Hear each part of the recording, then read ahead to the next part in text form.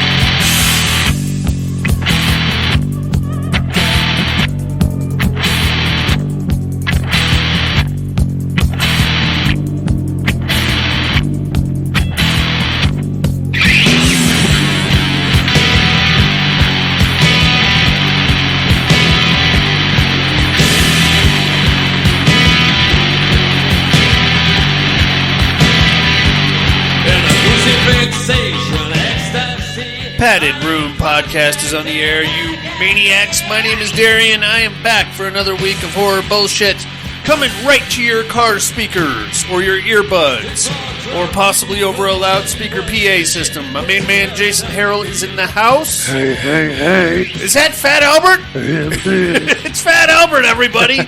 What's going on, Jason? Nothing. Living that fast-paced, action-packed retiree lifestyle. The retirement lifestyle. Consists of a lot of naps. I would love to take a lot of naps. Yeah. I feel like I'm in a better mood after a nap. Before the nap, usually a little bit on the crappy. Naps are great. I love it. Nice. And really, I can't think of another damn thing I'm doing with my life. What else do you need to do? I ain't complaining. I would just keep napping. Keep napping in the free world, big guy. As long as it ain't a dirt nap. How is the Halloween decoration extravaganza coming? It's exhausting, but it's coming along pretty good. Yeah? Yep. How long do you think until you're done? We think we could finish the bulk of it by this week. This weekend. Okay. So.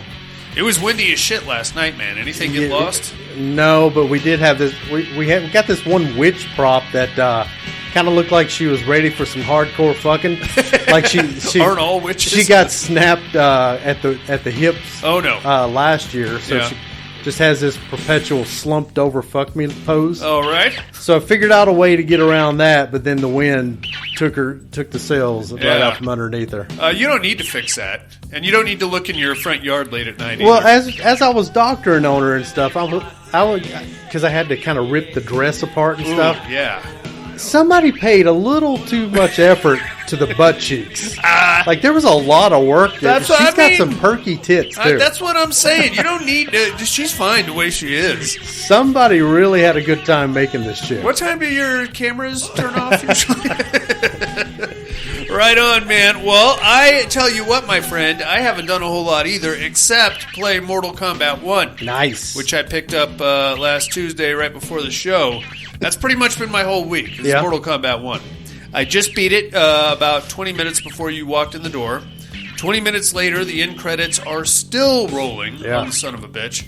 There's a lot of people involved in this There are a lot of people. And the credits will note every goddamn one of them, Jason Harrell. How was it? It was good. It's if you're looking for a Mortal Kombat story, it's like true to characters. It's not. What's your favorite game in the whole franchise? Oh God. From the earliest to the most recent. I think I go MK3 Ultra. Yeah, that's probably my favorite.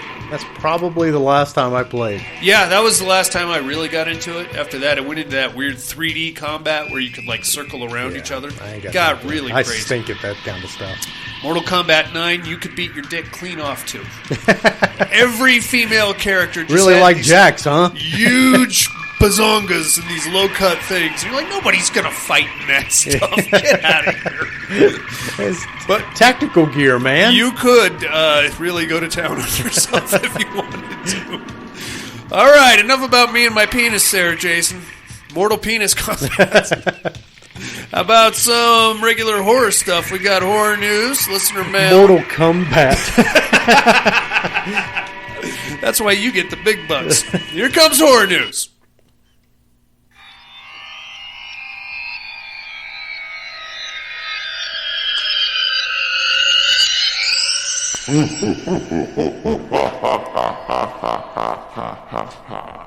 Horror news. What do you got there, Flapjacks? Only one bit of exciting news that now has led to disappointing news. Oh, no. Cinemark has released yet another horror-themed popcorn bucket. Okay. This one is Billy from Jigsaw with illuminated eyes. Oh. So they're up in their game. Yeah. But that thing was out of stock in a blink of an eye. Man. Shit. So I'm hoping that they actually sell them in the theaters when the movie actually comes out. Yeah. Yeah. Okay. Because so far we're doing pretty good at collecting these stupid things. Well, there's only been one, right? It was Ghostface. Yeah, but we've expanded the collection into like other non-horror.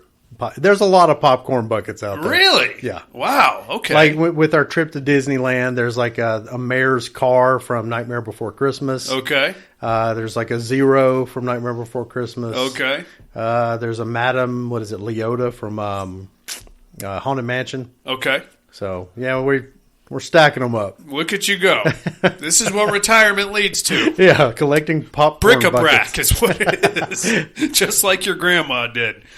I got some news for you, my friend. Trailers are up for the fall of House of Usher, Mike Flanagan's new Netflix series.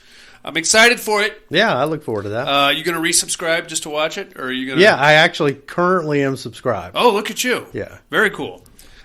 Evil Dead the Game creators have announced that this is the end of new content for Evil Dead the Game. I'm okay with that, man. Yeah. It's very repetitive. It looked very repetitive. I mean, I guess, like... I can't really say that and say that Dead by Daylight isn't very repetitive because it's the exact same fucking thing over and over again. Yeah, but at least there's the novelty of character expansion. Exactly. I mean, how much can you really flesh out Evil Dead?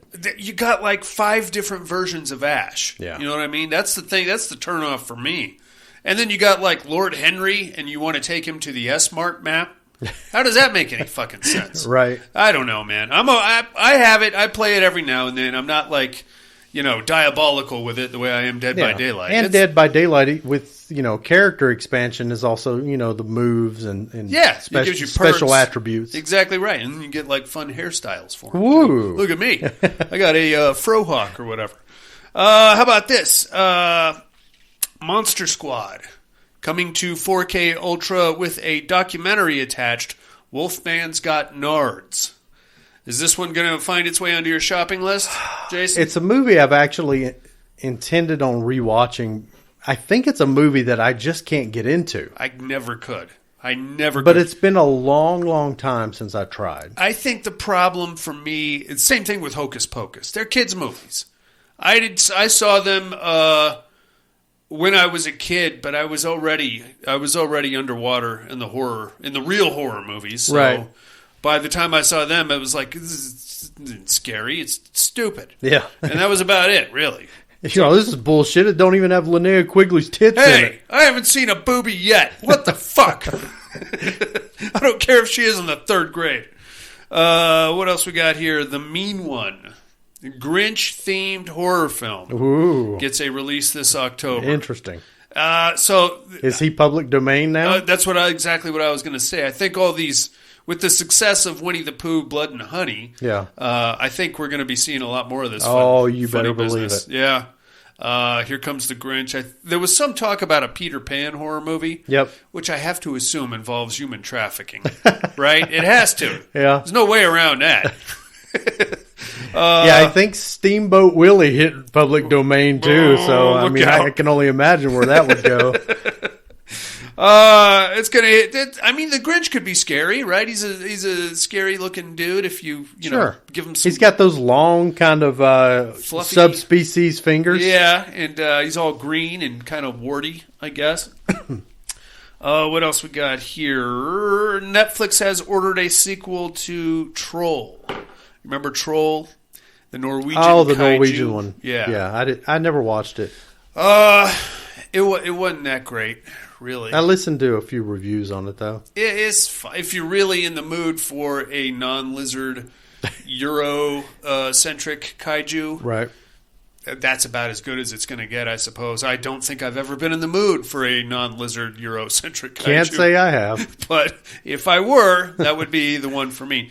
I did that thing at the end where you got to feel sorry for the big monster that's crushing the city. I'm not a fan of that. I'd rather you nuke the fucking thing. Sure. Get it over with. I'm more of a Cloverfield kind of a guy. Oh, yeah. All right, that's all we got on the horror news there, Jason Harrell. How about some listener mail then? Roll it. Let's see what artistic liberties have been done to my face this week. You know, I've heard you're a turd. It's been said before. It's been stated and duly noted.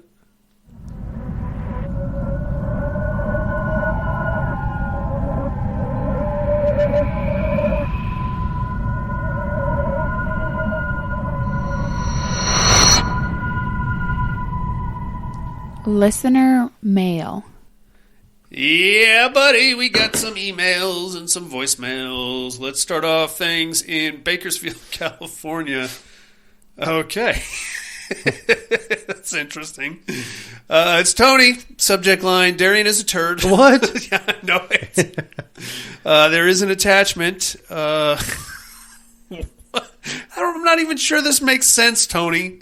He says, you failed to mention next week's movie at the end of the last podcast. Get your shit together. I know that, Tony, and I did it on purpose to see if anybody was paying attention. Gold star of the episode goes to Tony, everybody. And he's got a picture. It says, pounded in the butt by my own butt. Apparently, my butt has flown off my body, grown angel wings. Butt by my own butt.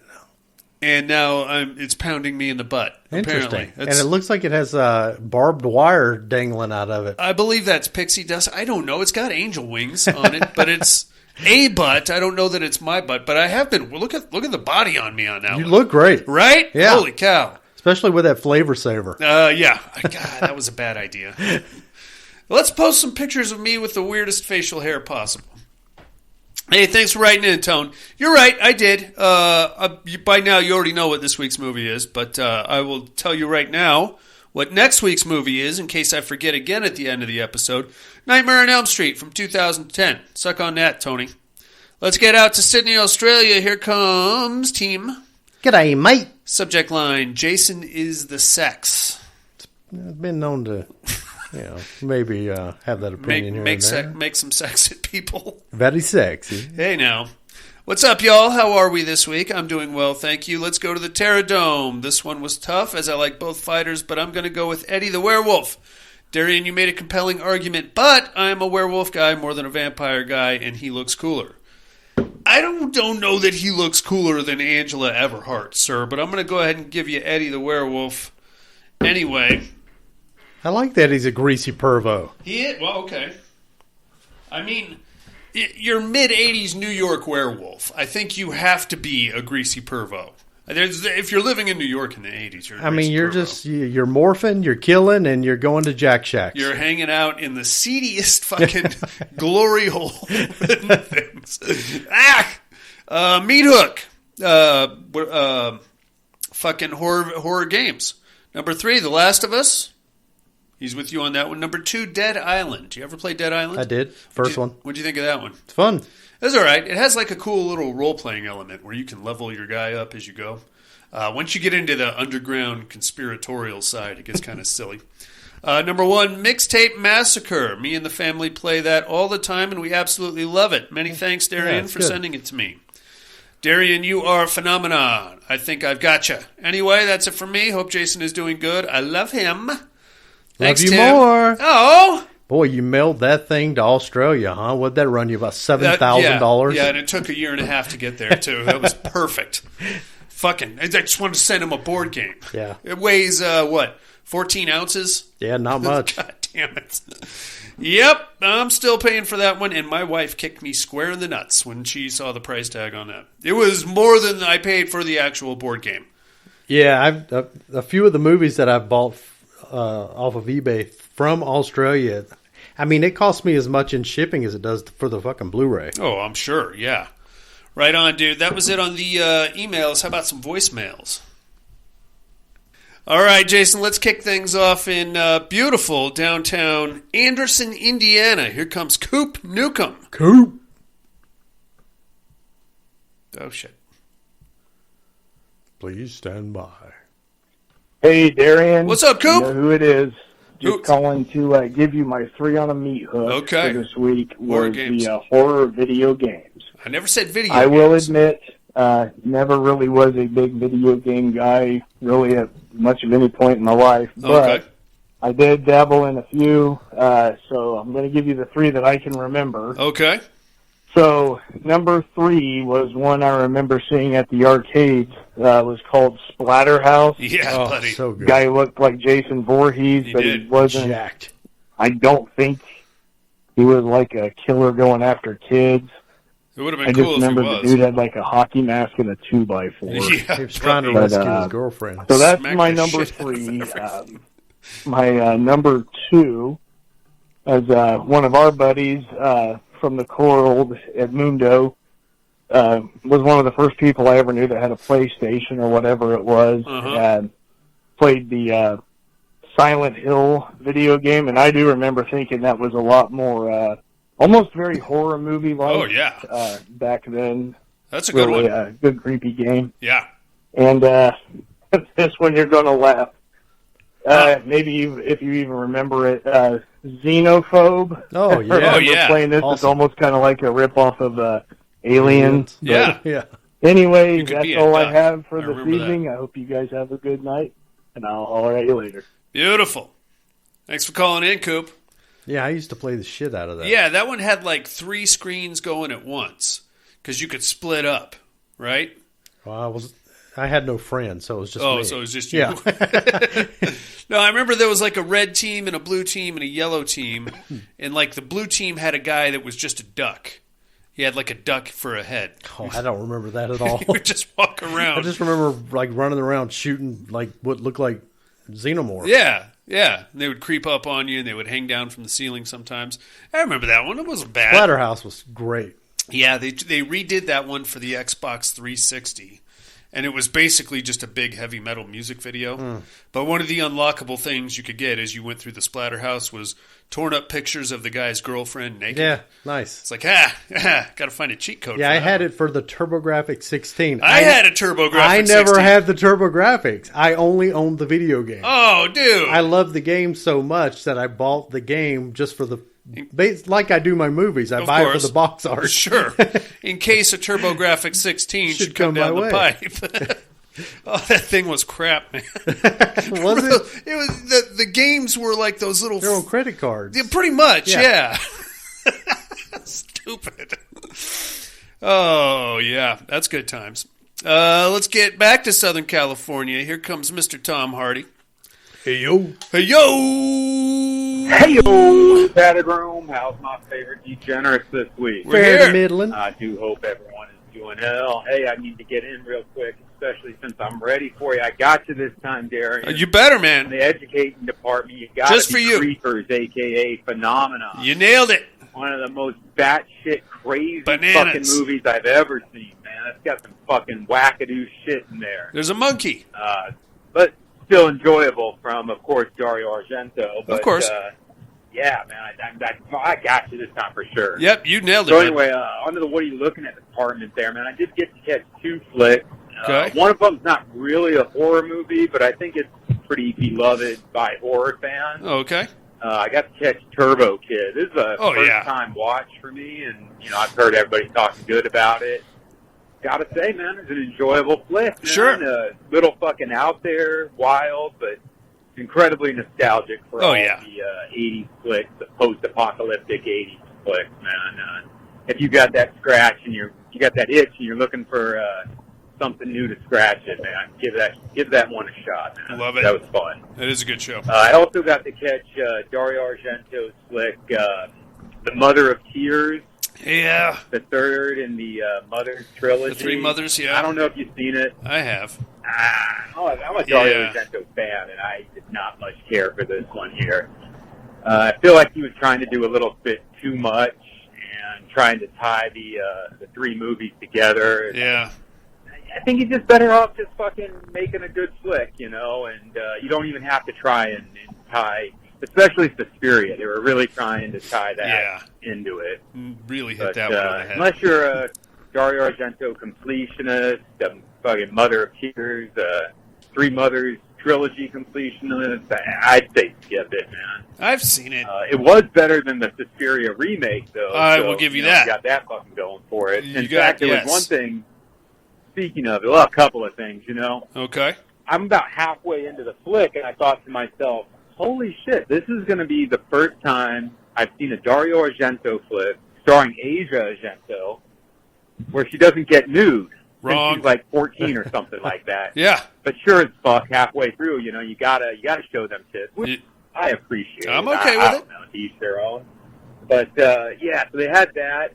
I'd say probably the best thing that had going for it is, during the credits, they had, a duo of, I know I'm going to mispronounce this geek's name. I believe it's Claudio Scimetti, whatever. The dude from Goblin. Yeah. Co-wrote a song or co-did a song with fucking Gianni Filth from Cradle of Filth. Oh. I thought it was pretty badass. It's fucking...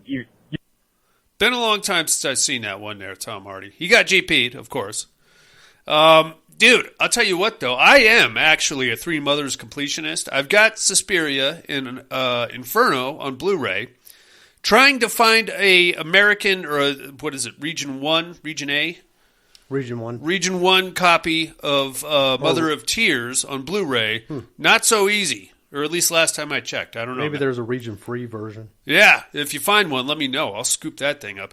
It's not that good. It's not a very good Well, one. I could certainly see why you want it. Well, I'm a completionist there, Jason Harrell. But it's not very... It's very... What's the name of it? Mother of Tears. It looks like it's only been released on DVD. Oh, that makes perfect sense. It's never been released on, according to Blu-ray.com, it's only been released to DVD. I could have swore there was like a German version somewhere on Blu-ray. I could be wrong. Mother of Tears. Yeah, all right. Doesn't look like it. Maybe it's... and there's definitely been an American release of the DVD. Just the DVD. Mm-hmm. Ah, fuck off. I don't want a DVD. Right on. Yeah, I mean... If I wasn't a completionist, I probably wouldn't want it. So there's that. He called back. G motherfucking P, y'all. G motherfucking P. Oh. Hell yeah. As I was saying, you can definitely hear both influences in that song straight away. Okay. And, it's not bad. It's not right bad. on. Other than that, though, I'd say stay away from it. Not a great flick.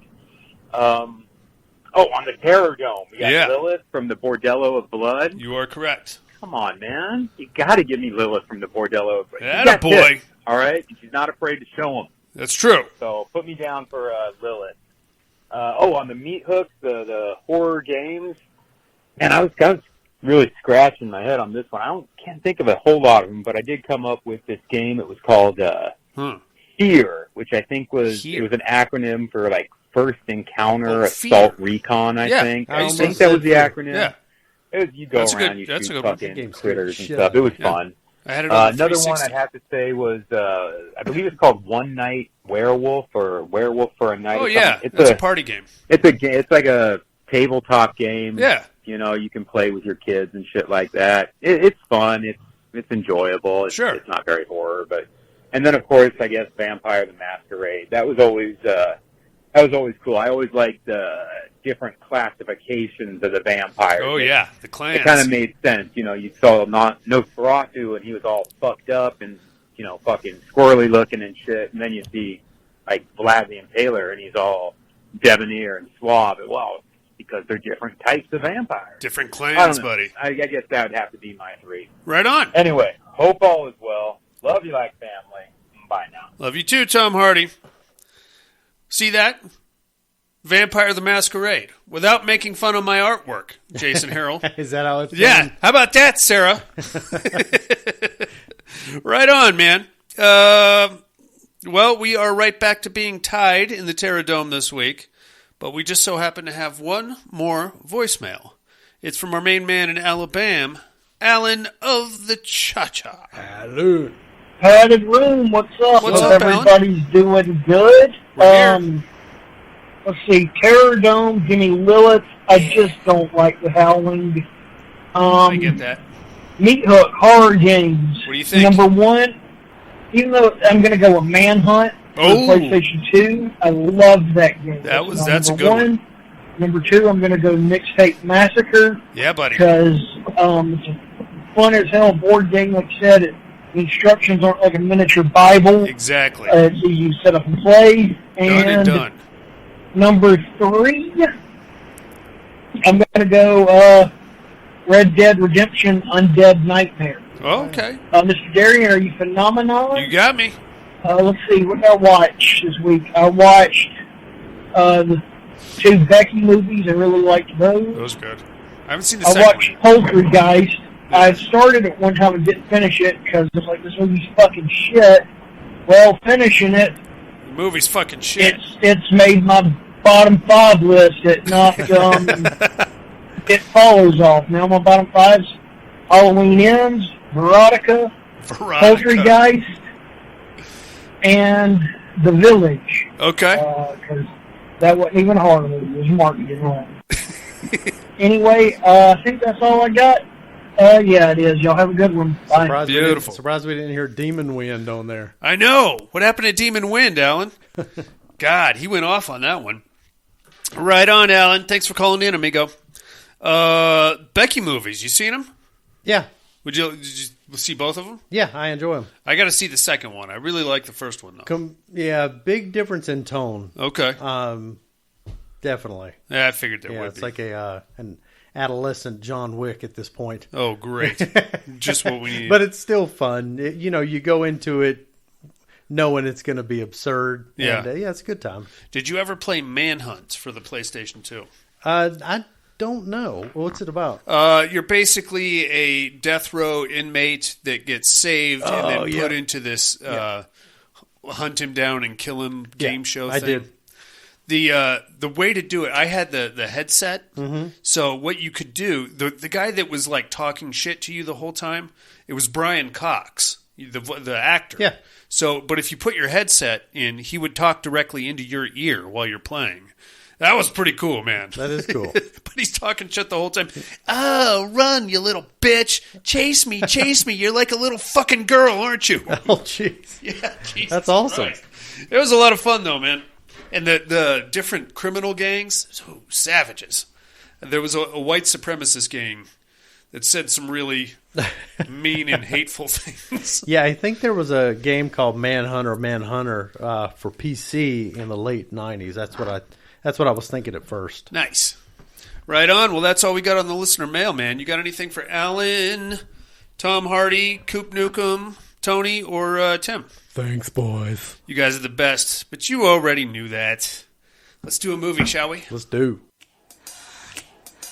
No more pencils, no more books, no more teachers' dirty looks. The students at Harrington High have always suspected their teachers were from another planet. Is this going to be on the test? This is the test. This time, they're right.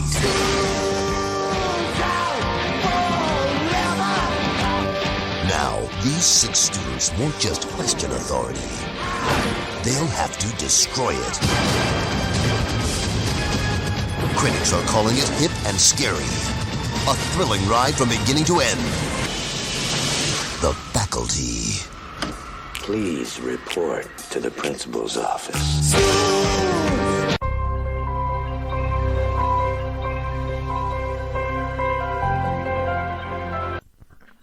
It's The Faculty, Jason. Yeah, boy. 1998 got an R rating, 6.6 stars on IMDb. Written by David Weckler, directed by Robert Rodriguez. I forgot he directed this. Stars Robert Patrick, Clea Duvall, and Usher, along with Josh Hartnett, Elijah Wood, and just a cameo du jour of all of our favorite people from the 90s.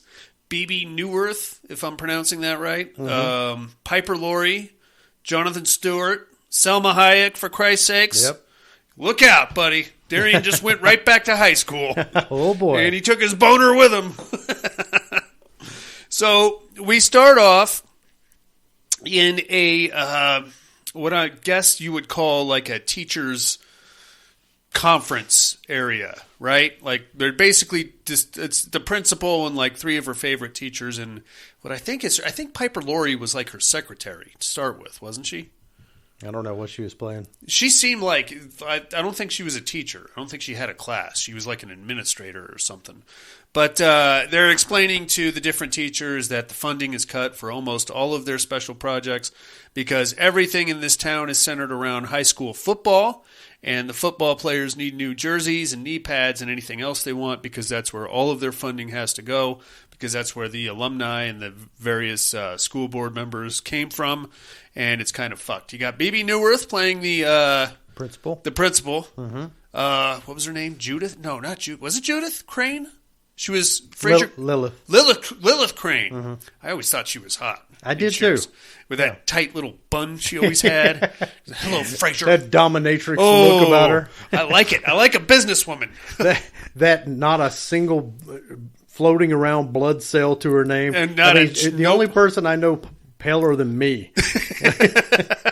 I like a pale young lady.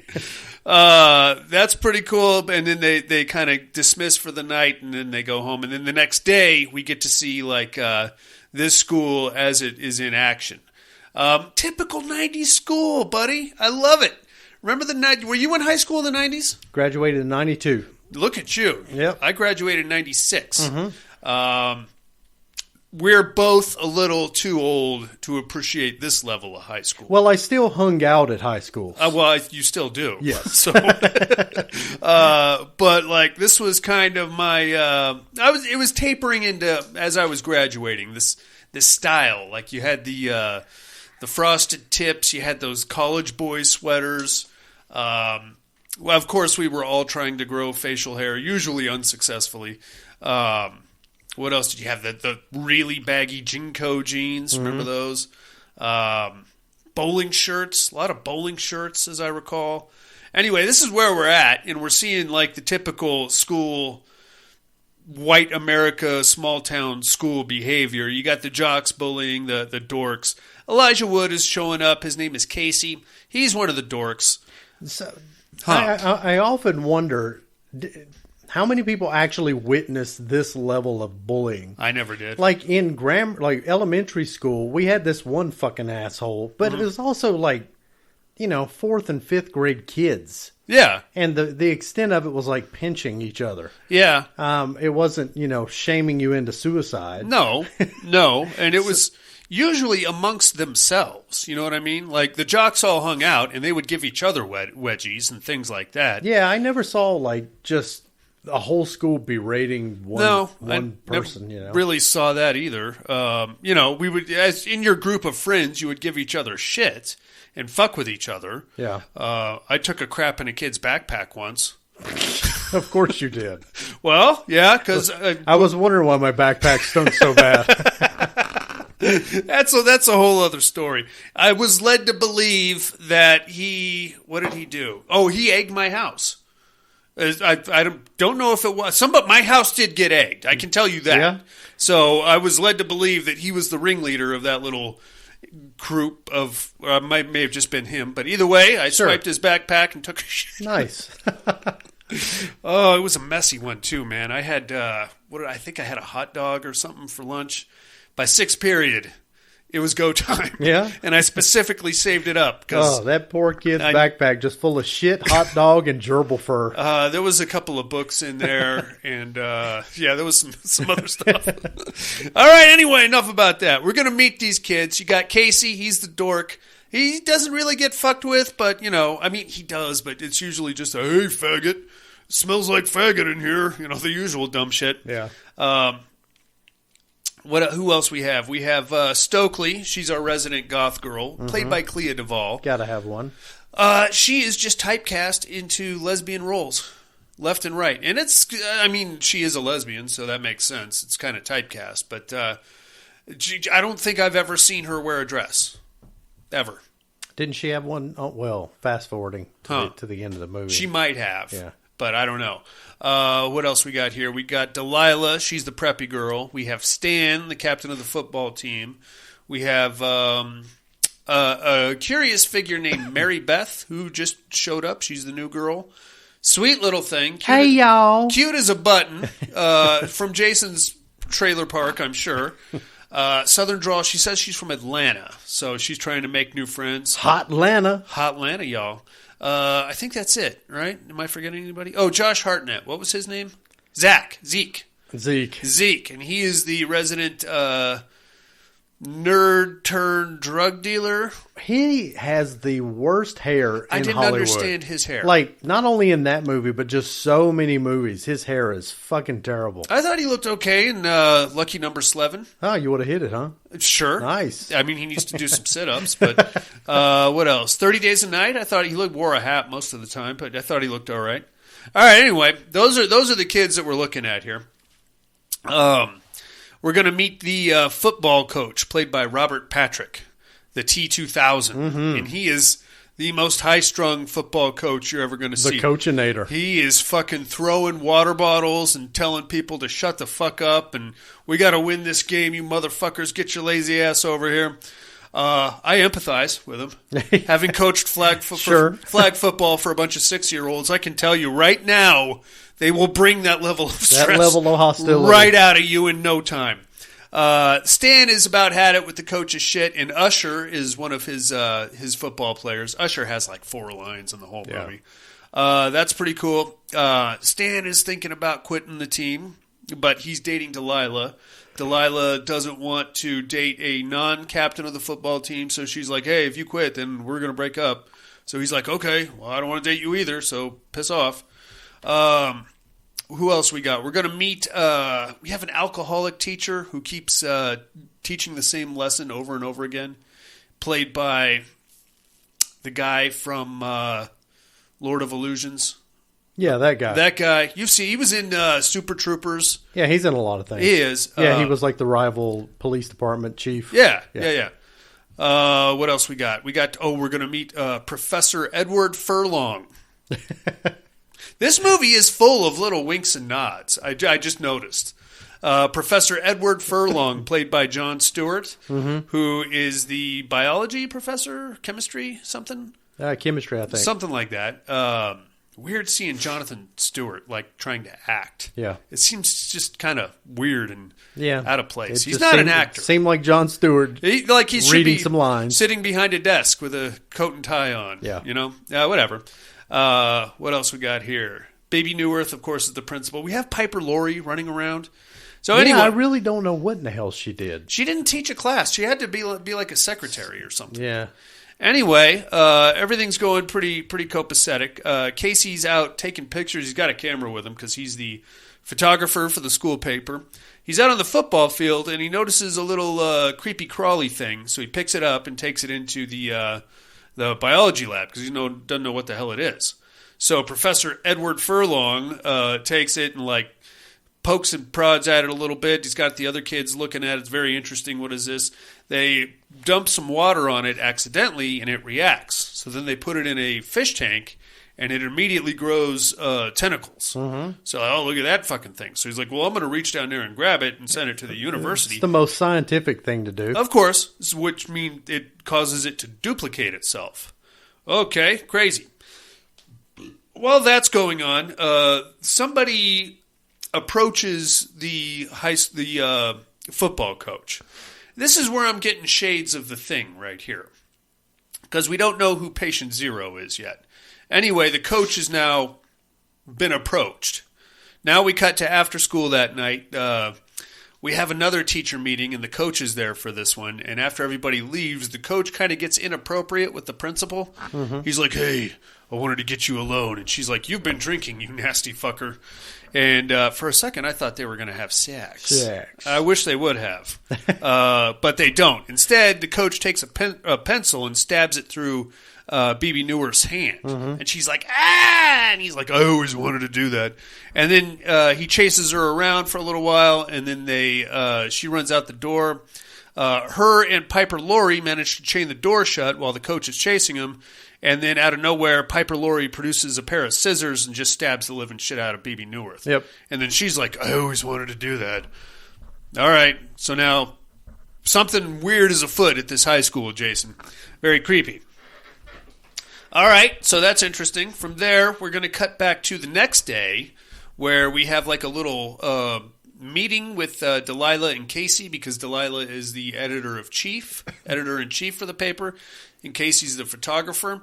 And to make a long story short, they decide they want to get some dirt on one of the teachers, so they sneak into the teacher's lounge and start going through people's purses and wallets and stuff. They find Selma Hayek is the nurse there, so they find her asthma medication, and they're like, "Oh, she's doing pills!" But then the door swings open, so they hide in a closet. This is the perfect opportunity to have sex. Yes. Especially if you're a kid. And then you get to say you did it in the teacher's lounge, Jason. That would have been great. Opportunity is knocking on the door, and you're missing out. Anyway, the coach and the Piper Laurie come in, and they're like, "Oh, we got to get more kids. We got to get more teachers. We've got to get these, we got to get it out there." Apparently, they tried to do it to the old lady, the old what was her, geography or something teacher? But she was too old. Way too old. So she started falling apart when they gave it to her. And then she staggered into the boys' locker room, into the showers, while Stan was trying to take a shower. And she's just like falling into blobs of flesh on the floor. That's gross. They're like, "Oh, shit, well, she was too old. It's not going to work." So Delilah and Casey are in the closet listening and watching this whole thing. In walks Selma Hayek. And she's like, she's sick as a dog. She's like, "I got to take some medicine." They grab her and they hold her down on the couch. And this is where we find out the body of the old lady is stashed in the closet with him. It comes flopping out and causes Delilah to scream. So they both go hauling ass out there, and the teachers go chasing him. They run out there. They grab somebody else, or they call the cops, don't they? And they're like, "They just attacked Nurse What's-Her-Name, and they put something in her ear." So the cops come back with Casey's parents. Mm-hmm. Did you recognize who played Casey's dad? Yes. Shooter McGavin. The cops come back with Casey's dad, and they're like, "Hey, what's going on?" And she's like, "They attacked Nurse What's-Her-Name, and they put her in some kind of a coma." Or actually, they go out, and the principal is the first one they grab. Right? Mm-hmm. So she's like, "What? They attacked her? Are you serious?" And then the nurse walks out, and she's like, "Hey, I'm right here. I'm fine." And they're like, "What? No, they held her down, and they put something in her ear." And she's like, "I don't know." And then they like start slowly creeping towards the kids. That's when they go hauling ass out of there. Casey trips and falls, and Delilah just leaves him.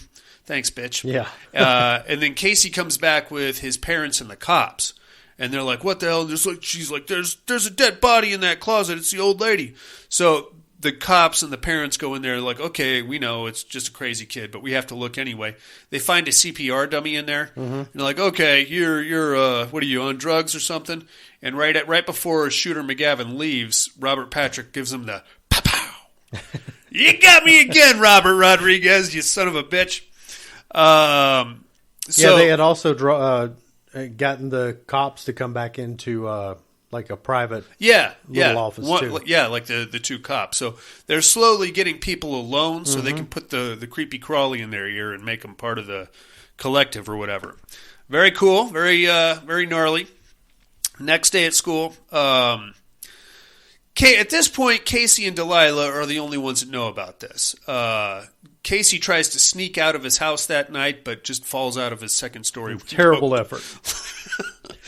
Clearly, this isn't somebody who's used to sneaking out at night, so could have put a little more effort and maybe, I don't know, maybe a rappelling rope or something. Just flop out of there. But he gets caught, and the teachers are right there at his front door, and they take him back upstairs, or his parents do, and the teachers vanish. Next day, Delilah, we're trying to figure out what the fuck is going on. So Delilah grabs Casey and pulls him into the ladies' room. And here's another golden opportunity to have sex with each other that you missed. She's like, "What the hell? I don't know. Something's going on. What if it's aliens? What if it's a satanic cult? It could be anything. They're getting the police and everybody involved." "Okay, well, what about that sci-fi girl, the Dorcas? Well, let's go see if she knows anything." Referring to Stokely, the resident angry lesbian. Mm-hmm. So Delilah goes and talks to Stokely, and she's like, "What could it be? I don't know. It's science fiction. It doesn't really have. Well, what happened in Invasion of the Body Snatchers? Well, we lost and we all got our bodies snatched, but there was like pods left over. So if there's like a pod thing, we can find that. But have you seen any pods? No. Okay, well, it's science fiction anyway, so it naturally probably not going to happen.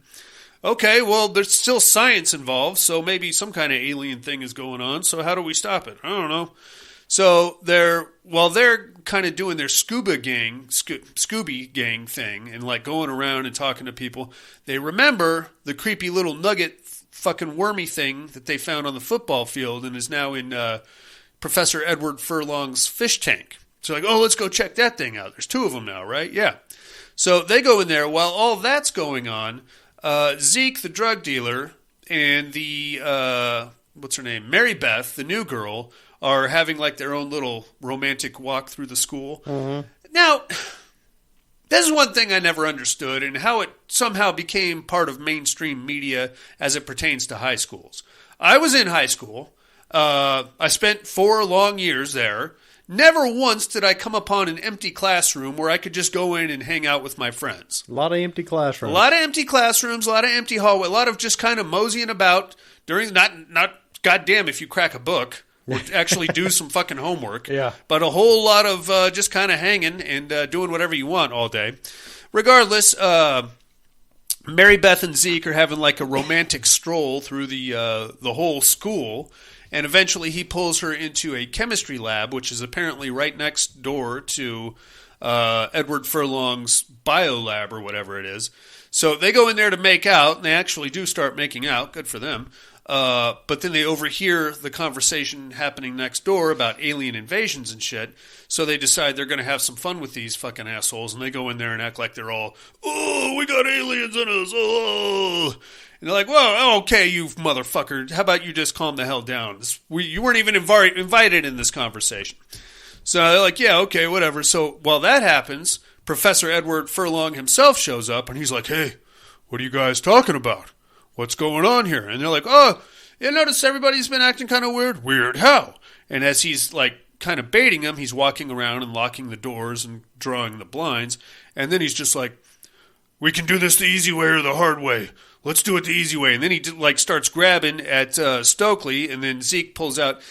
Okay, so he manufactures his own drug, apparently. Yes. Made out of caffeine pills and quote-unquote household items. Yeah. And he sells it to kids in the form of Bic pens, like single-shot, like snorters. Yeah. By the way, he sold... Like a pixie stick. Yeah, kind of, but you snort it instead of dumping it on your tongue like you're supposed to.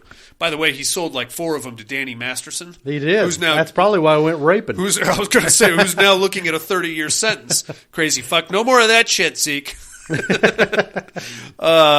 So now we get a little struggle. He's like Edward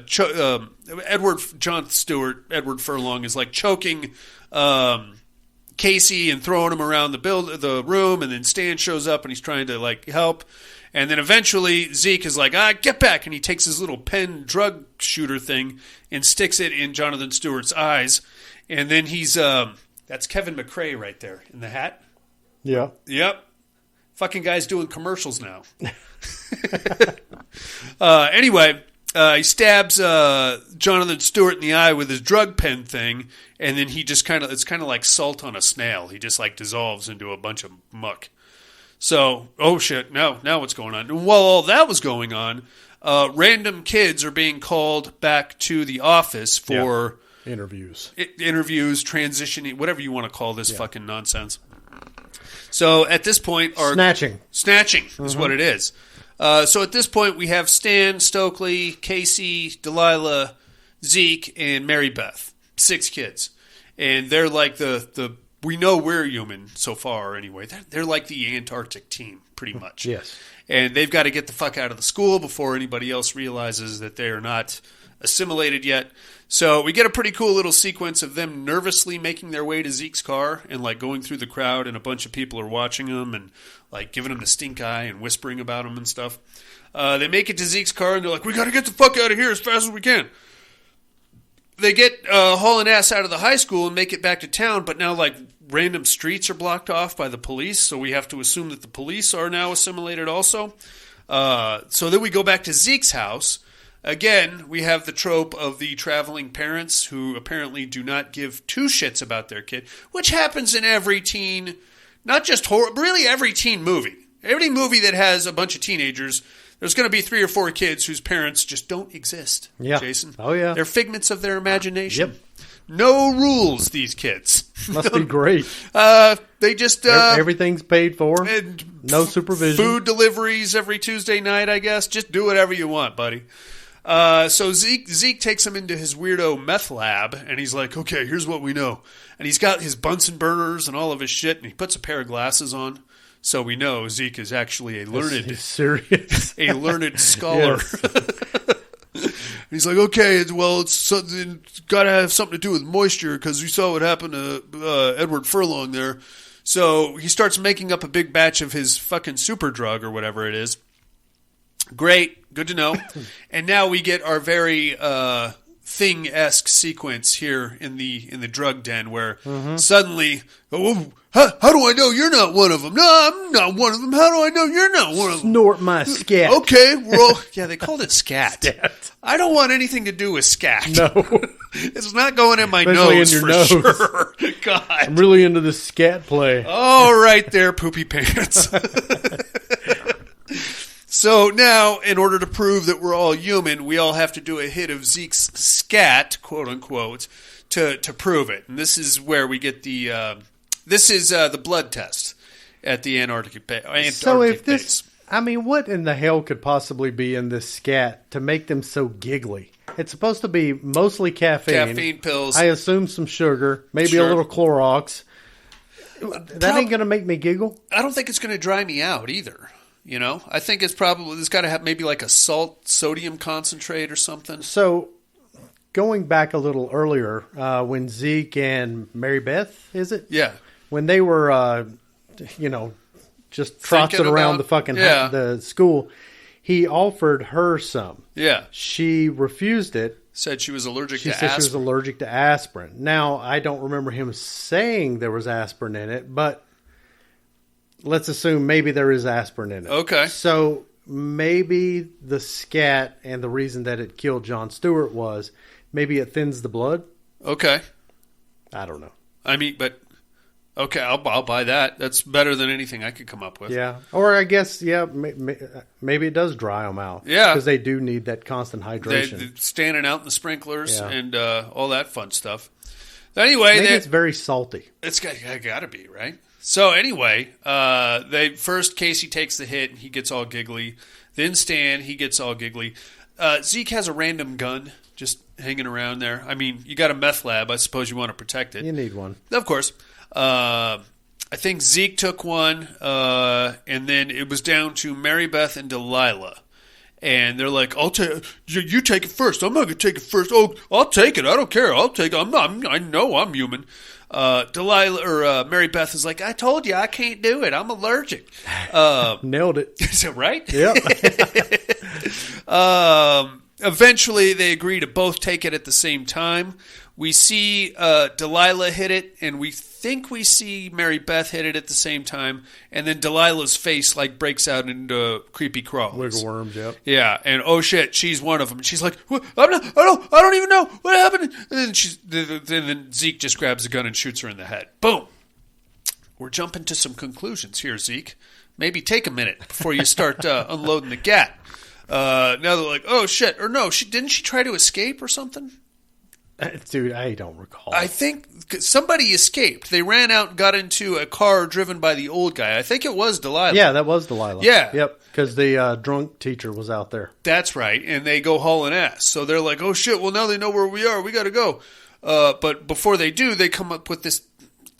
Stokely has this idea that she read in one of her sci-fi novels that they're all part of a hive mind, and if they can find the hive queen and kill her, everybody will go back to normal. So we are basing this... She watched Lost Boys. That's what it is. That's what it is. We are basing this hypothesis and this borderline suicide mission on something a sci-fi nerd read. Yeah. And that's what we're going with. Okay, all right. Got to keep the plot moving somehow, I suppose. I mean, there's this. Okay, let's assume she is some kind of sci-fi dork or whatever it is, and she's like, okay, well, I saw a reference to this hive mind collective thing, in numerous articles and periodicals and different things. Well, there's just as many that don't say that. Correct, but for the sake of this narrative, it's going to work. We're going to have to go with it, and that's what we're doing, dude. So here we go. So where's everybody going to be? They're all going to the big football game tonight. Okay. We think that the principal is going to be the hive queen because she's the principal and she's kind of a position of authority, so that makes sense. We got to go get her. So we go to the football game. Big to do. Fireworks, pyrotechnics. Clotheslines, a lot of ass kickings. Every time a player on the opposing team gets tackled, he immediately gets a creepy crawly put on him, and then he becomes part of the collective. Also, you've got the audience holding up kill signs. Yeah, well done. They go there. They start looking around. They duck into the gymnasium where they're going to try and come up with a plan. They find that the principal is there. Like, okay, we got to get her alone. And then she just comes walking in by herself. So then they're like, get her! They get her. They try to fucking give her some of the drug. And I should also mention that Zeke's drug lab got smashed by Delilah before she hauled ass out of the door. Yep. So they have a very limited amount of drugs. So big struggle. They're trying to make her snort the pen drug thing. She's like, no, I'm not going to do it. I'm not going to do it. Eventually she breaks free, and then Zeke shoots her in the head. Bam! Like, well, blood starts coming out, and they're like, what if she wasn't one of the fucking things, Zeke? He's like, I don't know. But then she pops right back up, and she's like, ah! So they stab her with one of the pen drug things, and if you're paying attention, you'll notice this part's a little fishy, because Mary Beth just grabs the remaining drugs and dumps them all on the principal, which causes her to dissolve like a snail. Okay, that's a little suspect, but nobody else seems to notice or care. So they're like, okay, well, he's got a few more of the pen shooters in his car, so we can go get those. But if the real problem is that if she wasn't the hive queen, then who is? So now we're looking around, looking out at the football field. It starts raining. So the football game clears out. Like they couldn't just jump to the other conclusion, which is, hey, she was probably the queen, but I guess killing the queen doesn't save everybody else. Right, which would also be a reasonable conclusion. Really needed this narrative to play out. You got to keep the plot moving. I get and it. You got to find a way to save the day somehow there, J-Bo. I don't know what to tell you. So away we go again, off to find, this time Stan's like, you know what? I think it's the coach. It's got to be the coach, because they look outside and they say that they see the coach, and like half the football team is just like doing a sun god worship thing as it's raining and catching all the moisture. So like, it's got to be the coach. So Stan's like, I'm going to go get him. I'll bring his ass back. Lock the door behind me. And then of course, Stokely grabs him and makes out with him. And she's like, I didn't want to let you go before I did that. Okay. So he goes out. They're all like, oh, yeah, go get him, Stan. All right. 14 seconds later, he comes running back. Hey, let me in. He's chasing me. And they're like, what? Wait, how do we know it's you, Stan? I don't know. Just let me in. We'll talk about it inside. Come on, he's chasing me. You got to let me in right in. So they hand him one of the pen shooters. And they're like, snort that, and then you can come in. He's like, okay, fine. And instead, he just pops it up and dumps it on the ground. And now we know Stan is one of them, too. Well, shit. Stan is trying to get his way into the gym to get at the rest of them. At this point, we're down to Frodo, Casey, bad hair. Yeah, not Delilah. Mary Beth. Stokely, Mary Beth, and Zeke. We're down to 4, Jason. Scary stuff. Banging, kicking around, all that stuff. The football players are trying to get in. The coach and all the teachers are trying to get in. They're trying to hold them off. We got to get to Zeke's car to get more of the pen drug stuff. So we devise this insane idea. We're going to just make a run for it. It's just Casey and Zeke. And Casey's going to go running one way, and then Zeke's going to go get to the car while Casey leads him away. We get a pretty cool little sequence there with the school buses where they're like, he's ducking into one as they're jumping into another one, and then they all come in, and he jumps out of the roof. I thought that was pretty cool. In the rain, too, which was awesome. While that's going on, Zeke goes and gets in his car, gets the stuff, and then Delilah pops out and she's like, "I'm going to get you, you fucker." So he can't really outrun her, so he just jumps in the car and punches the gas, loses control, smashes into a telephone pole, kills Delilah. No, that was... was that? That was Jean Grey. Oh, Famke Janssen. Yeah. I forgot. She was hot in this one. She was a little awkward at first, but once she got the creepy crawly, she sluttied it right up. Anyway, yeah, that was her. And then, but he gets kind of injured in the wreck too, so he's just kind of like laying around. Yeah, she got full on decapitated. Yes, and her head grew little. Oh boy, bobbling its way back to the car, and it like fused back to her body. Yeah, stupid. In that late '90s CGI, very death becomes her. Yeah, god damn it. Anyway. While Casey's like bobbing and weaving, avoiding everybody, he makes it back to the gym. Stokely and Mary Beth are there. They're kind of running around trying to stay away from the doors and the windows to stay away from the football team. This is about the time that we find out who Patient Zero is, because Mary Beth turns into Cthulhu. Yeah. And she basically, we get like a little snapshot of her like emptying the pen cap and then pretending to snort it before in the drug lab. So she's like, "Oh, wow, look at you." And she turns into this big slimy tendril thing. Starts chasing these two around. Casey, I think, gets knocked out for a second, and then Stokely runs into like an equipment cage in a locker. He comes back, he wakes up and then comes back to help her, and then Zeke pops back in with some more of the drug stuff.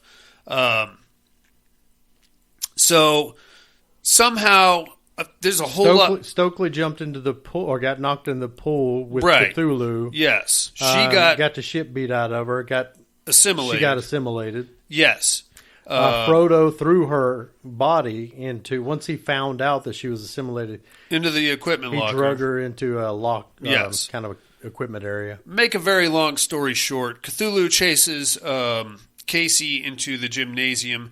He does this ingenious thing where he hits the bleacher retract button right. and then goes running behind the bleachers.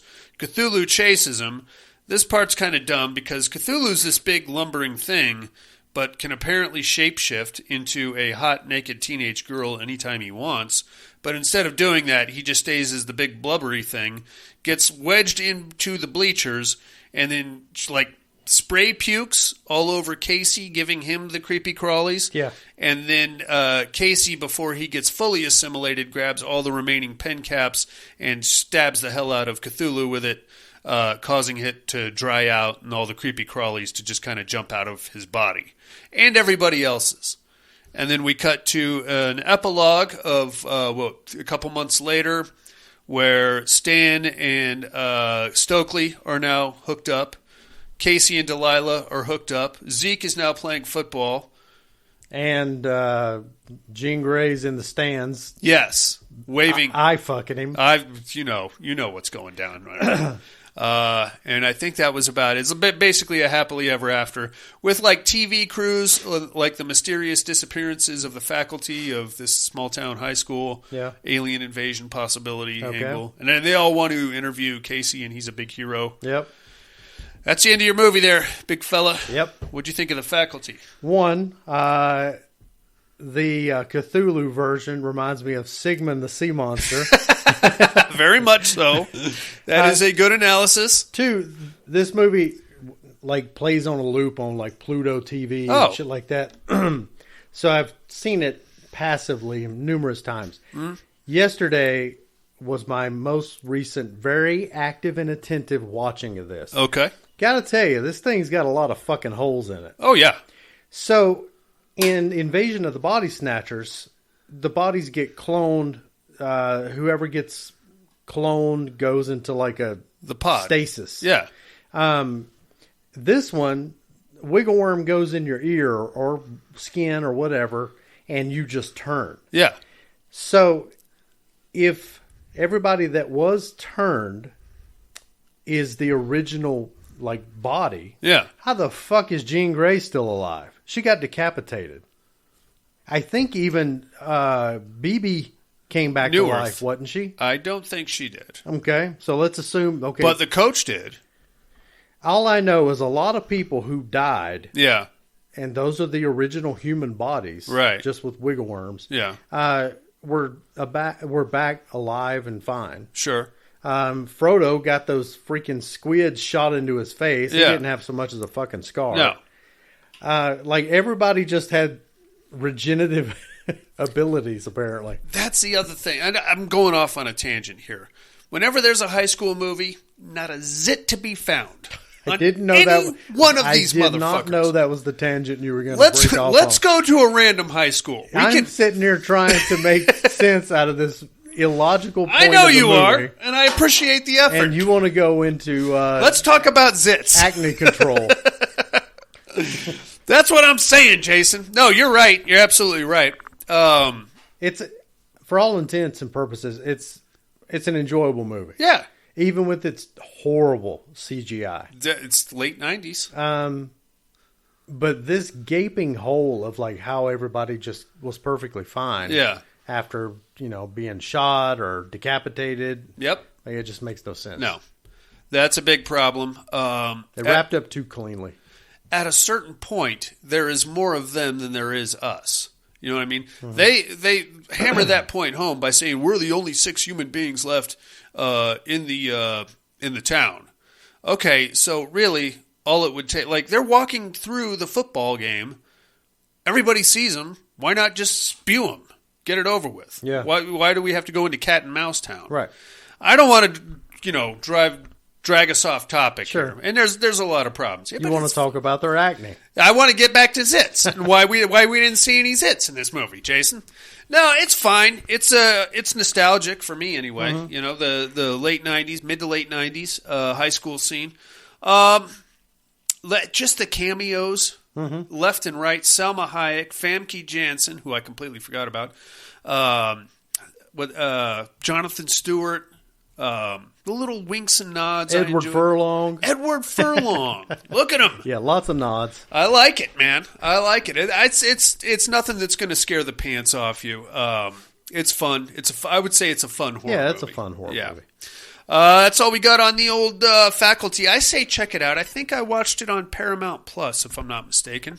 I'm sure it's out there in other places, probably a Tubi or a YouTube. I think I saw it on Pluto. Pluto, yeah, mm-hmm. Definitely on Pluto. Check it out if you feel like it, inmates. We're going to take us a little break here.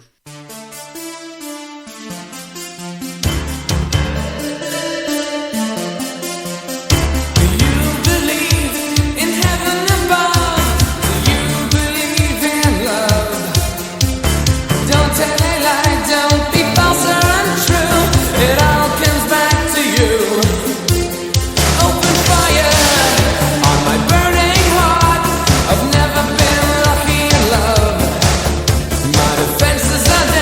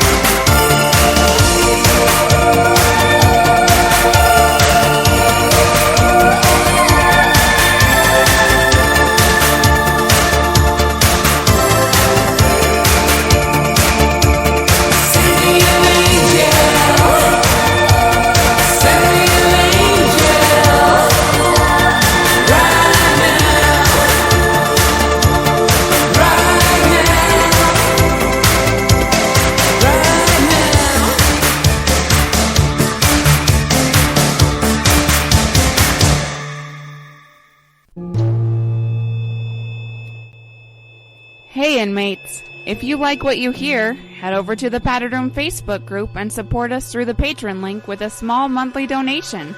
Check out the T-Villain link at paddedroom.podbean.com and grab some t-shirts. Thanks for listening and enjoy the rest of the show. And we are back, Jason Harrell. We is. Oh, Daddy. I don't miss high school. No. I did not have that. I would love to have had an alien invasion in my high school. Yeah. You know, I might have actually gotten laid that way. Not the route that I went. But there was everybody, not a single fucking pimple in any of these movies. I can show you pictures of me, and you've seen pictures of me in high school. I look like a Domino's pizza. Flavor saver. No, it wasn't the full on. It was like a attempt at one. A smattering of hair. You got something on your face there, buddy. Leave me alone. All right, man. You ready to get into this week's Meat Hook? Sure thing, Jelly Bean. Let's do it.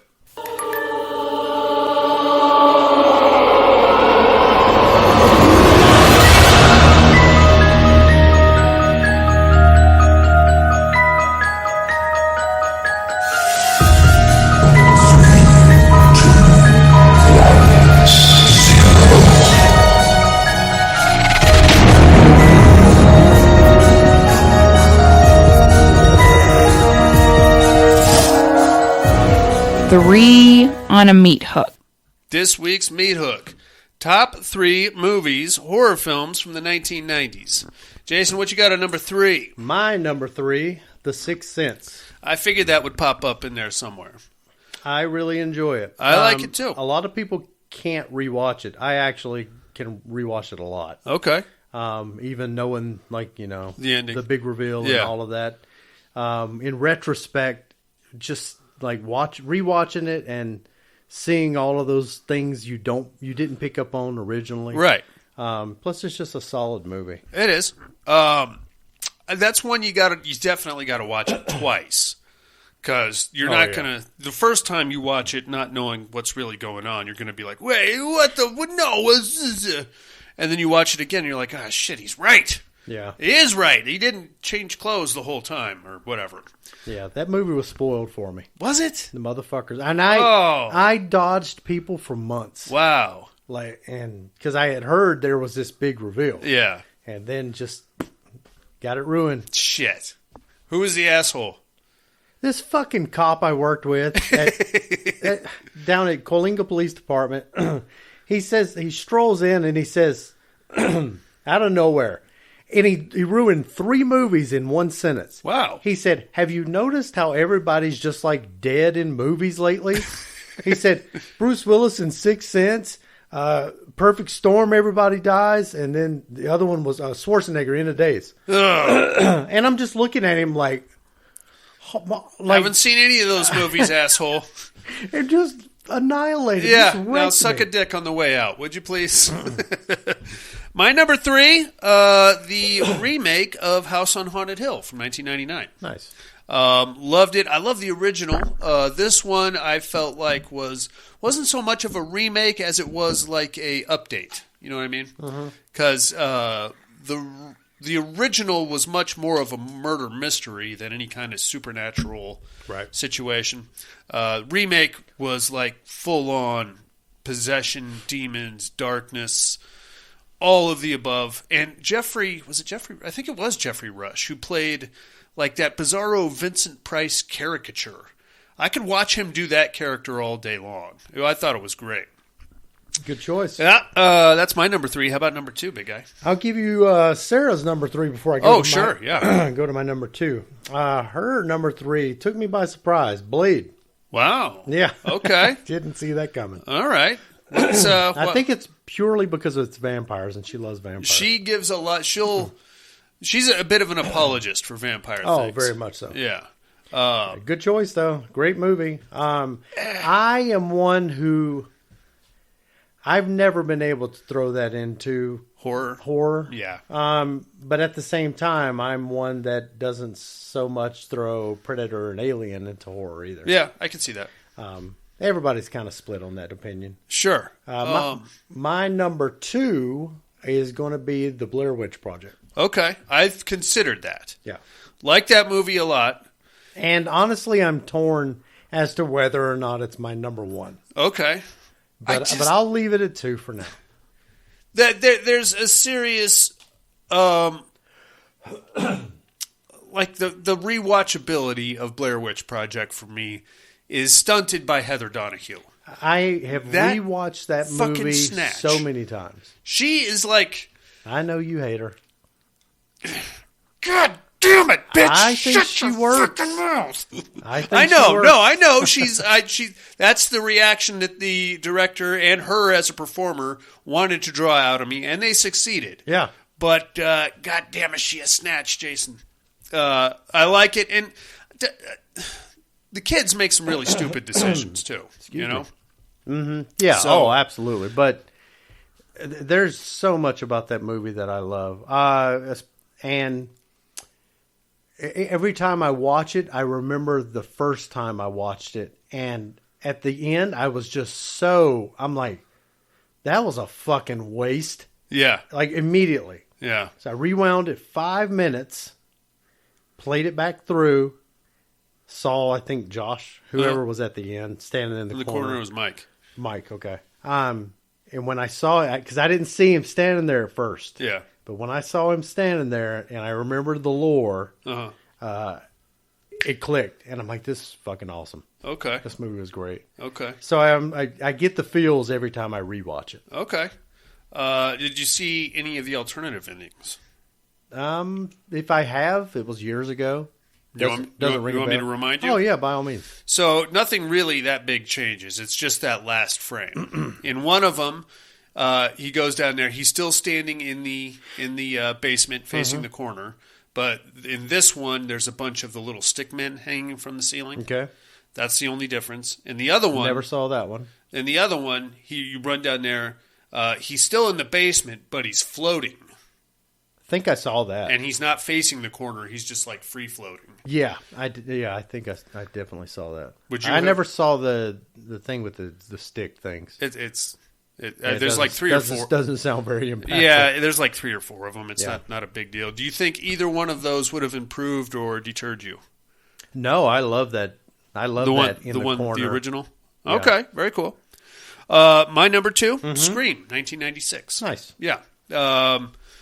My favorite out of the franchise. Blew my mind, not so much because of all the meta rules of horror movies or anything like that, but just the twist of the multiple killers in the same costume. Yeah. You know, I love that. I fell in love with Stu. He was always my man. Yeah. Jamie Kennedy got on my fucking nerves. I was hot for Rose McGowan and Neve Campbell. And, watching and it now... Drew Barrymore. Well, she was in it for like 3 minutes, but yeah, but still, I know. But she was hot back then. But even watching it holds up now. Not so. I know that we obviously all know the twist, but now it's more of a time capsule, and I think that even adds more value to it in a way.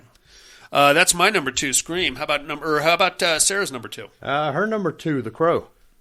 You know, I thought seriously about putting that one on my list. Yeah, I thought to myself, Jason's going to fucking kick me in the balls and tell me it's not a horror movie, so I'm going to avoid that kick to the crotch. Yeah, again, it's a movie that I personally, I know a lot of people do, I personally don't consider it horror, but everybody's got their way of classifying. Right.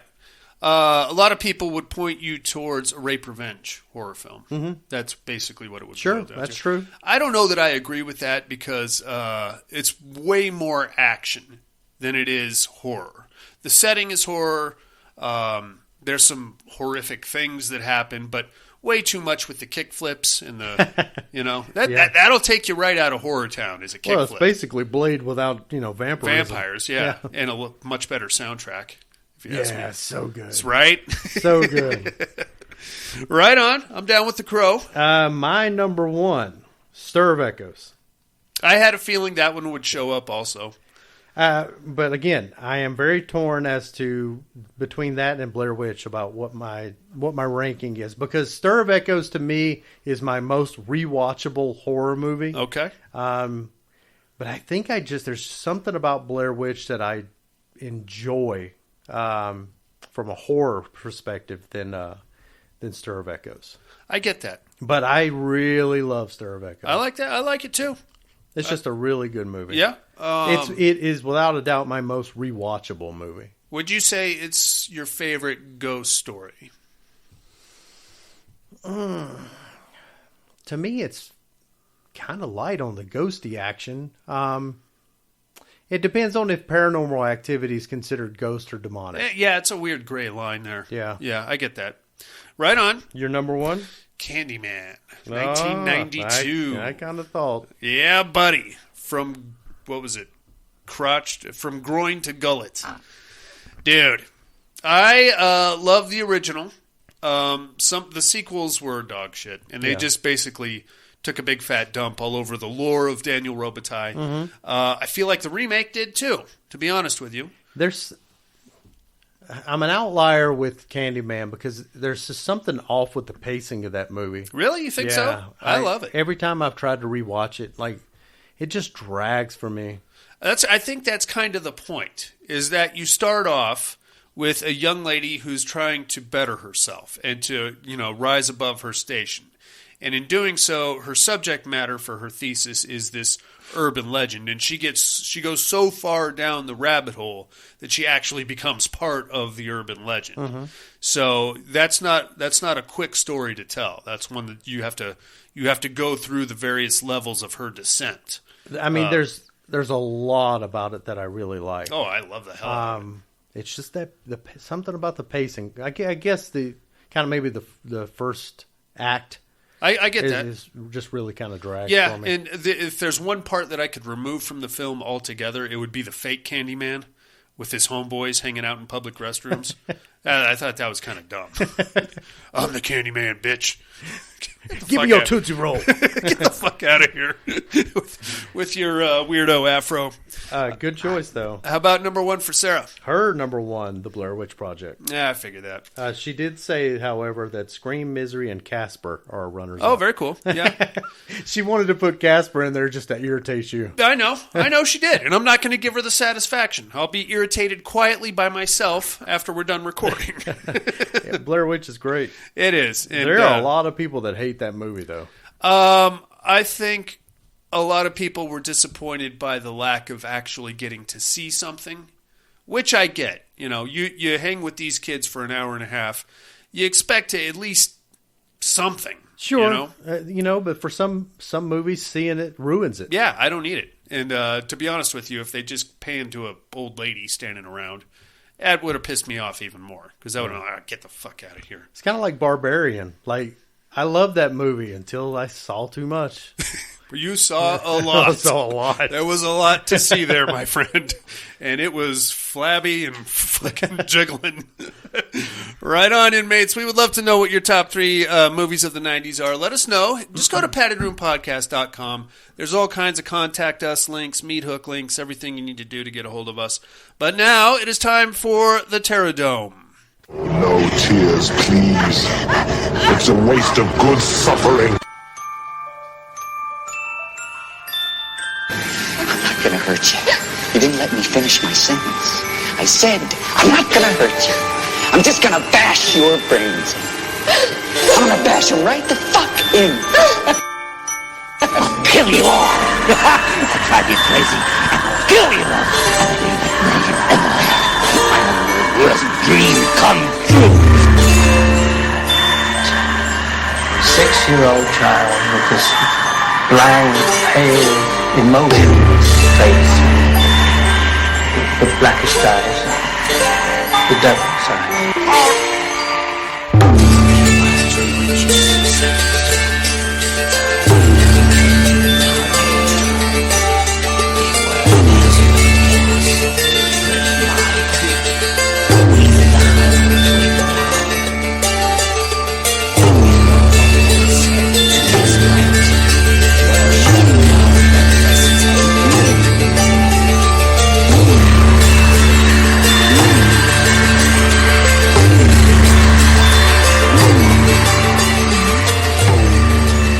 Welcome to the Terradome. First, last week's winner. Singles competition, we had Lilith from Bordello of Blood versus Eddie Quist from The Howling.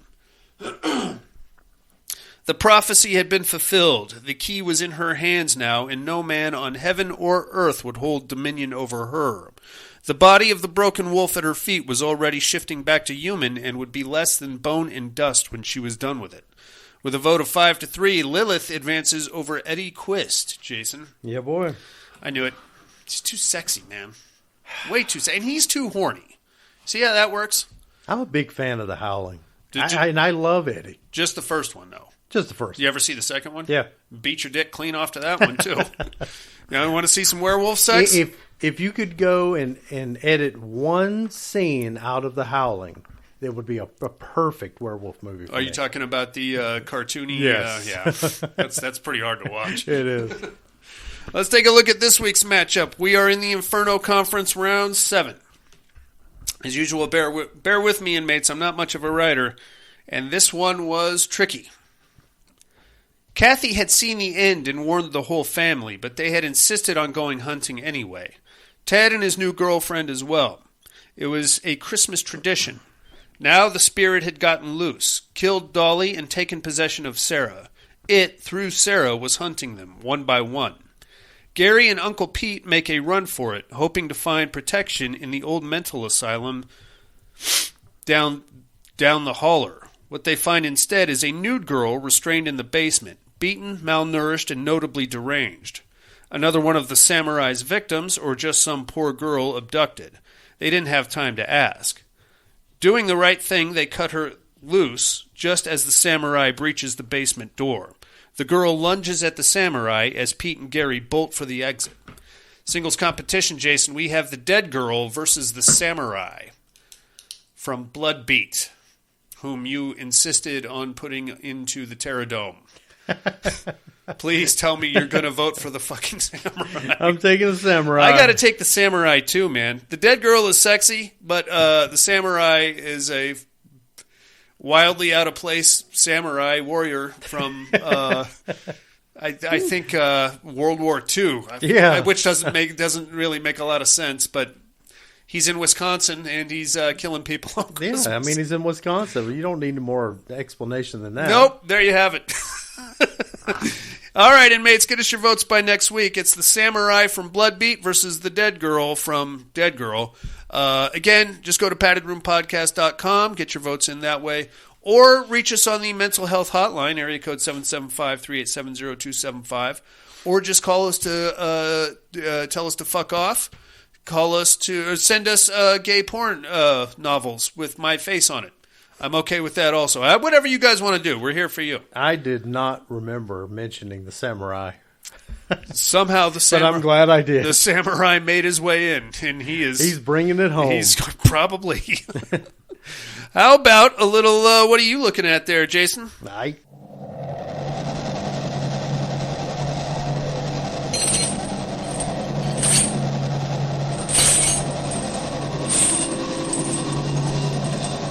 What are you looking at? I only got one movie in this week, Jason, in between rounds of Mortal Kombat and Pop Warner football. It's The Elevator Game from 2023. It's fine. Is it? It's based on that weird urban legend or creepypasta or whatever it is. You go to a weird other dimension if you go up and down a certain amount of times. There's some creepy moments in it, but other than that, it's relatively tame, I'd say. It's streaming on Shudder if you're interested at all. That's all I'm looking at, homeboy. How about you? I didn't get to watch anything. Nothing at all? No, between Halloween shit and just dicking around, taking naps. Taking fucking naps? No, honestly, I think the majority of my time is going into rewatching a TV show called *Halt and Catch Fire*. *Halt and Catch Fire*? Yeah. What is this all about? It is not anything you would have any desire to watch. It's all about like early 80s technology. It's very drama. Okay. Yeah. Sounds delightful. But I've only got 1 month of AMC Plus to get it knocked out. Oh, so shit. I got to get this shit knocked out. That's going to cost you a couple trips to the thrift store, sir. I have been trying to, and this is why I resubscribed to Netflix, was because the like a new episode of, or maybe I just missed it, of Black Mirror was still lingering unwatched. Oh. So I have tried to rewatch or to watch this one damn episode of Black Mirror, and I cannot get through it. It's fucking terrible. Really? Yeah. Which one is it? Something about what's the most recent one? Oh, I have no idea. Yeah, I stopped it's after like season 5, whatever episode it is, and it's something about it's like I believe an Indian girl, and some kind of demon. Like, I don't know, she's got to kill so many people. Like, I think I've started watching it 5 times. Okay. And dude, it's not even that long, and I can't finish it. Wow. It's pretty fucking bad. Sounds like it. Yeah. So. All right. And that's it. That's all you Nothing got? Nothing else. Nerdy shit. How about a little immersion therapy then?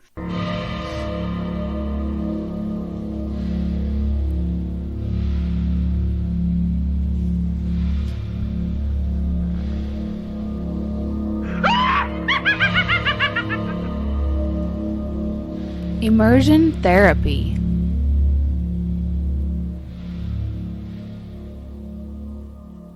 Now, do I start off calling you a sack full of motherfuckers, or do I end with calling you a sack full of motherfuckers? I mean, you can call me whatever you want. It's a sack full, a handful, pocket full. It's not good, man. No, it has nothing to do with the quality of the movie. Okay, what's your beef? My beef, you sack full of motherfuckers, is that time and again you have said that Trick or Treat is not an anthology. Right. Yet you referred to this movie as an anthology. Okay. Using your own classification of anthology, this doesn't fit. How does it not fit? You said that for an anthology to be a true anthology, that the wraparound kind of needs to pop up throughout there needs to be a start and a stop to each segment. A start and a stop to each segment? Yeah. What do you mean? You know when one starts, and the next one, and it stops, and the next one starts. Oh, boy. There's no continuous storyline, is what I'm telling you. So go ahead. You're going to tell me there was a continuous storyline? Oh, no, there wasn't. Yeah. And that's my beef. I wouldn't... You have said previously... correct. That it needs to... that it pops up. Okay. Like, throughout the story. Sure. Like the thing that ties it together. Sure. But there's none of that. This is just 2 stories. It's just 2 stories. 2 very long stories. Hour each. Especially that last one. Not very good at all. All I'm saying is one of these days I am going to get you to concede your argument on anthologies. Nope. You sack full of motherfuckers. You sack of shit. I didn't dislike it. Harvey Keitel was very extra in it. He was extra Keitel. Yeah. He is totally queer in a beret. He was married to it, though. He is. I don't know who told him to wear that thing. I mean, honestly, I didn't mind I did like the Weekend at Bernie's part that Tom Hardy was talking about. Bye. I didn't mind the cat segment. It was just way too long. I thought they both were. I don't know. The thing that killed the cat segment for me so badly was the wife. I don't know who that lady was, but she cannot act, and she's not very attractive. And I don't know whose dick she sucked to get into this movie, but... I'll tell you who she's more attractive than. Adrienne Barbeau. And she was not... They didn't do her any favors. I understand this is a movie from, 1990? I feel so sorry for the guy that had to smooch on that dude. Oh, come on. She is so handsome. What? She's a rugged woman. She is. I'll give you that. She's definitely looked better. And that hair... tease, that hair helmet profondo thing that they did to her did not do her any favors at all. These were both very boring to me. They could have been whittled down to an hour, like a half hour each, probably. Yeah, these are basically Tales from the Crypt episodes. Yeah, I got such a raging hard on when I saw there was going to be a movie that was jointly directed by George Romero and Dario Argento. And then when this thing finally hit Warehouse Records and Tapes, which used to be off of Kitski, I was the first kid there, got it, took it home, fucking yeah. Rubbed one out to Adrienne Barbeau. This is stupid. I like that segment also. I mean, all in all, I didn't dislike this movie at all. It's just way, way, way too long. Way too. It struck me as being very bland. We could have ratcheted a few things up a notch here. Yeah. The ending of the Adrian Barbeau, the case of M. Voldemort, that was just dumb. All the shadow people show up in the guy's apartment. Yeah. All right. Get the fuck out of here. But I kind of liked it. I like how, even though it was kind of goofy and silly, that the old man, couldn't release because he was still trapped in this hypnosis state. Yeah. And you can only be released by who put you under. Right. So obviously that fucked over the young guy. Correct. So I kind of like that little bit. Sure. But yeah, those shadow people look like shit. Yeah. Not my favorite. All right, moving right along. Your immersion therapy for this week is going to be Relic from 2022. This one just hit streaming on Shudder. Check that shit out, inmates. We'll do the same and compare notes next week. But now it is time to educate me.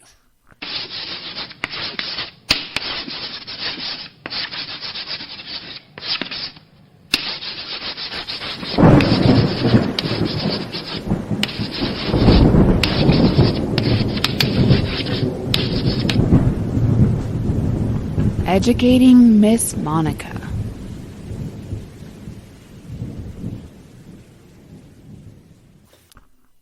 First, my clues from last week. I am a attractive 14-year-old girl who just got dumped at a European boarding school. I'm being bullied by the rest of the twats that live here. Good for me, though. I happen to be able to control insects using my abilities. And also, there is a deranged killer running around. I can use my insect abilities to battle him as well. And there's also a random monkey that shows up, which is fascinating. Fascinating. Have you ever seen Phenomenon or No. Creepers? Mm-mm. It's a roller coaster there, Jason, and it is full of some of the weirdest shit you've ever seen in your life, especially like the last 5 minutes when it's just pockmarked with random explosions for no apparent reason. Good show. Yeah, I don't think I've seen it. Like a 12-year-old Jennifer Connelly as the main. Very interesting. Who might I be this week, you ask? Jason, I am a lonely... It says it all. Possibly, well, we knew that part already, didn't we? Possibly widowed frontier wife. My closest neighbor is about 2 miles away. I can kind of see his house if I look at the horizon and squint. My husband may be back any time. I may be going crazy in this isolated, desolate landscape with my fucking cabin that's about the size of a shoebox.